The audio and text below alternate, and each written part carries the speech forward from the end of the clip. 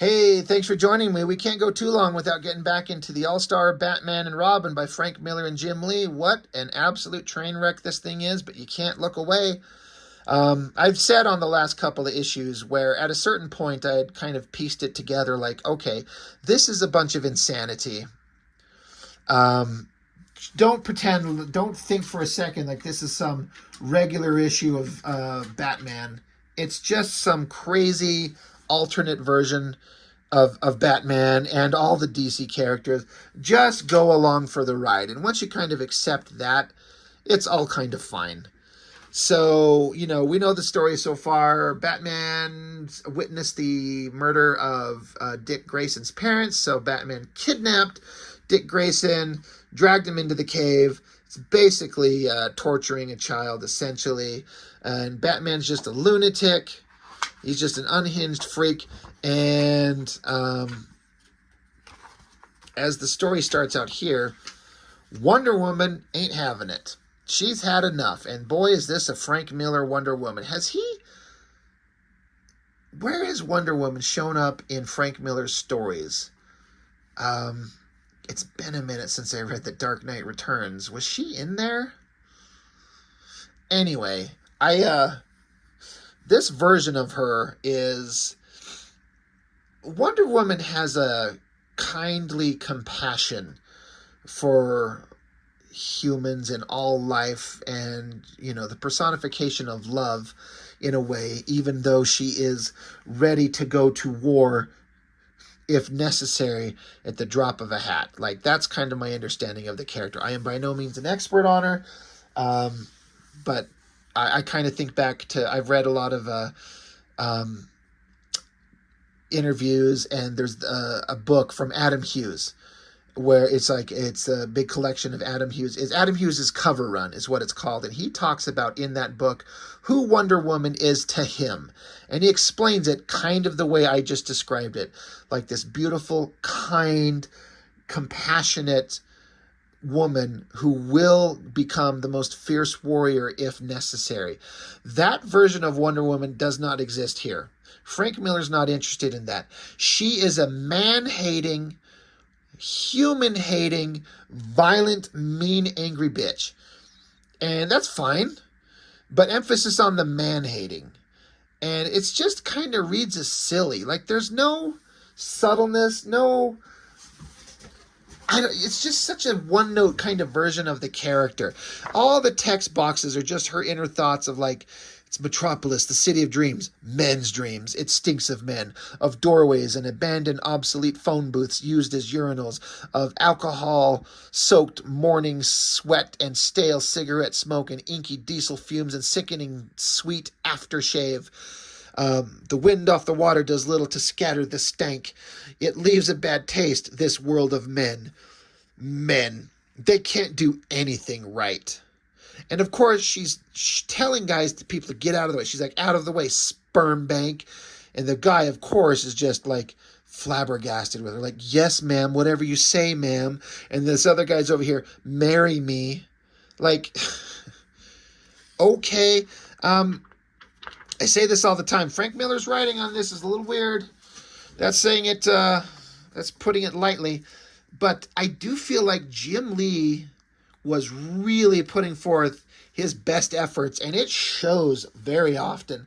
I prefer his art in the All-Star Batman than I do the first volume of Hush, and I haven't collected volume 2 of Hush yet, but from what I've seen, it looks fantastic, but I like his art better in these books. But his Jim Lee art and Frank Miller's weird writing, they do not mix. Doesn't work. If Frank Miller drew this, I say this on all of these, I know you're sick of hearing me say it. If Frank Miller himself drew this story in his Sin City black and white style or something like that, I think this stuff would be remembered much more fondly. But Wonder Woman, she's in Gotham, she hates being here, she hates the city, she hates the world of men, and she hates men very explicitly. She says, like, there's a warning on the door, but it's a lie. Men always lie about everything. Men always make a mess out of everything. Everything. At least they insisted on meeting in Metropolis. Okay, so yeah, she's in Metropolis, not Gotham. But the way she was describing Metropolis, you think it was Gotham. She's like, it's not as bad as this is. It's not that cesspool they call Gotham City. Gotham with that awful Batman. By all accounts, he's the worst of the lot. He's an outrage. Even by the standards of men, he's an outrage. It's blindingly obvious what needs to be done about this Batman. Pray the men have the belly for it. Pray that just this once the men have the guts to do what needs doing. So she's pissed. And you can kind of discern that she wants to take out the Batman. She's done. Jim Lee's artwork, I mean, it's funny how she's showing up and she's got a coat on to cover herself. And she takes her coat off to expose her big old hot boobs, and we're just sitting here staring at her body like we're objectifying her.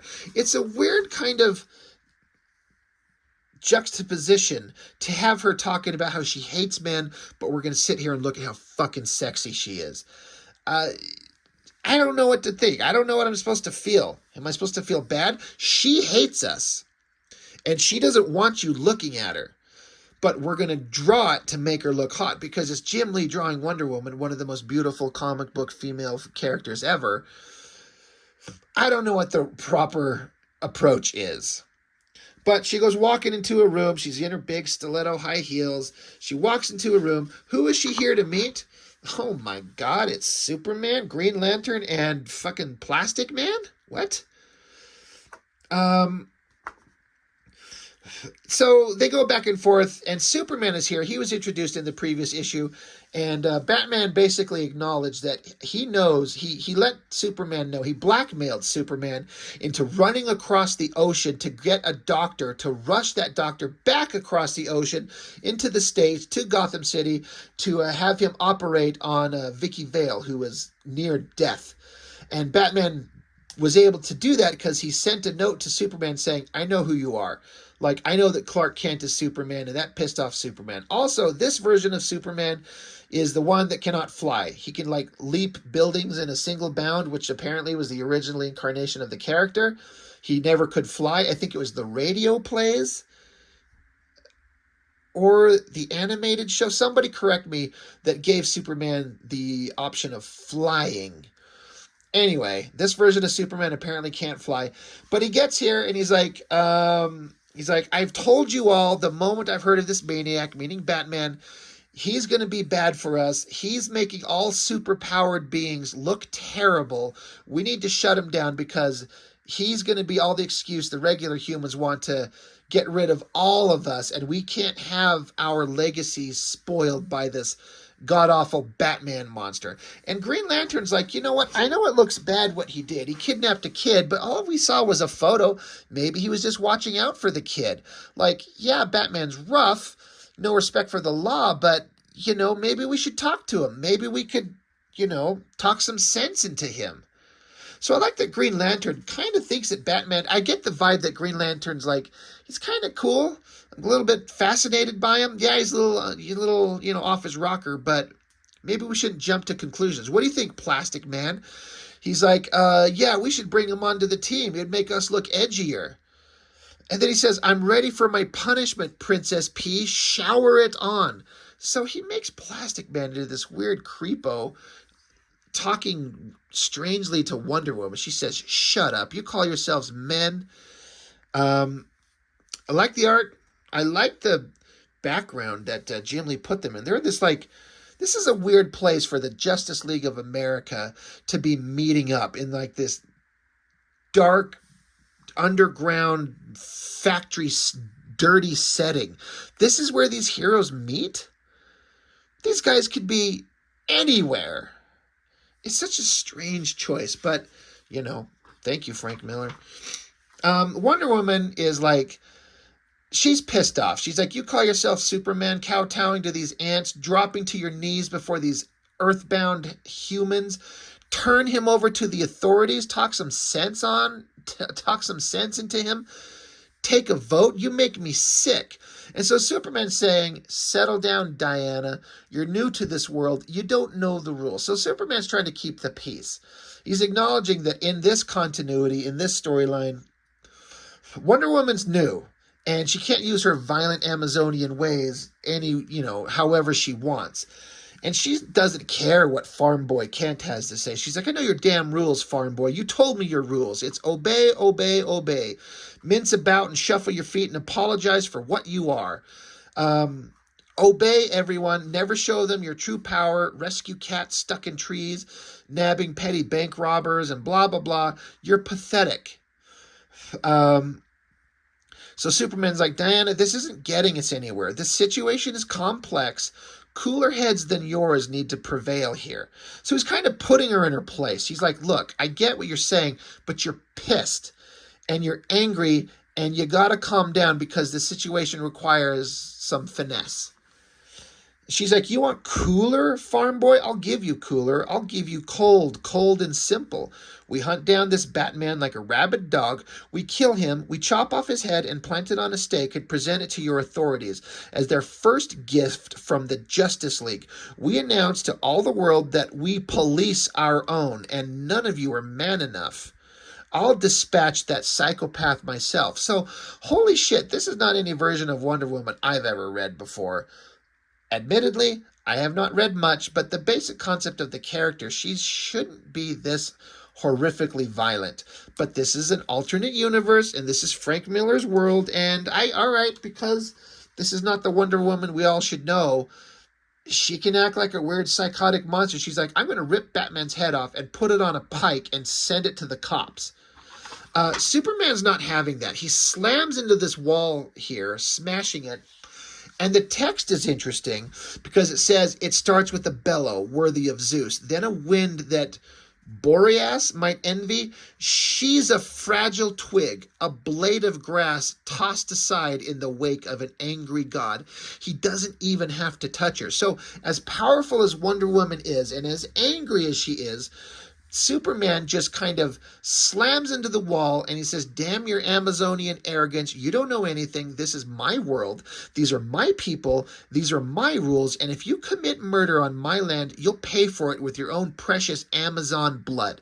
So Superman flexes, gets kind of strong and angry and tells her, no, you don't get to pull any of that bullshit you just said you're going to do. You will not do that. And I will stop you.